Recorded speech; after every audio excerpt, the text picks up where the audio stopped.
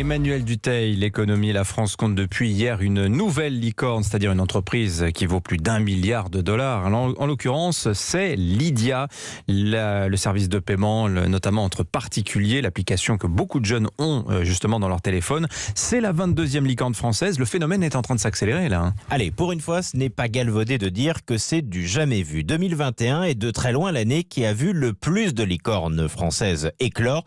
Pendant des années, VP, c'est l'ex-vente privée où Blablacar faisait figure d'exception made in France face aux équidés américains. Ce temps est clairement révolu et ça c'est bien. Surtout que le troupeau français est très diversifié.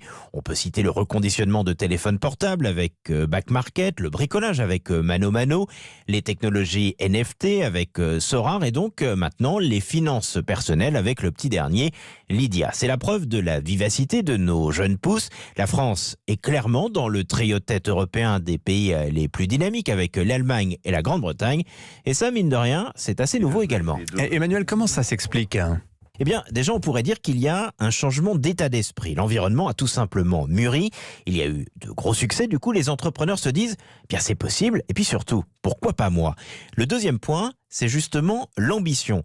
On n'a plus peur de vouloir créer des leaders mondiaux, de sortir de nos frontières et d'avoir cette ambition mondiale dès le premier jour, selon le patron de Sorare. Une ambition mondiale donc, et des entreprises positionnées sur des marchés porteurs comme Doctolib, qui profite en ce moment à plein de la crise Covid pour pallier les défaillances du système de santé. Mais on peut également citer Miracle, qui crée des places de marché sur Internet. Là aussi, on est très fort en France là-dessus. Ajoutons à cela que l'environnement économique s'est amélioré, c'est-à-dire l'environnement pour créer des entreprises. C'est Xavier Niel, le fondateur de Free, qui le dit, la France est un Eldorado pour créer des entreprises. Alors ça, Emmanuel, c'est si on veut voir le verre à moitié plein, mais nous avons aussi de grosses faiblesses françaises.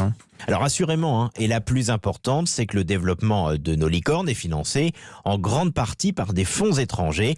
On manque en France de structures capables de financer ces très gros projets et du coup, on manque aussi de très grosses licornes qui valent plus de 10 milliards de dollars alors qu'il y en a à l'appel aux États-Unis. Ce sont vraiment les deux points sur lesquels il faut trouver des solutions car l'avenir et la souveraineté de notre pays va se jouer sur notre capacité à innover et donc à mettre sur pied des acteurs français ou européens dans des secteurs clés. On peut citer la cybersécurité ou les données de santé. Les réussites récentes sont encourageantes et prouvent que rien n'est impossible et que la France ne manque ni d'idées ni d'acteurs pour les porter. Reste juste à mieux les soutenir. Merci Emmanuel Dutheil, il est 7h19. C'était l'édito.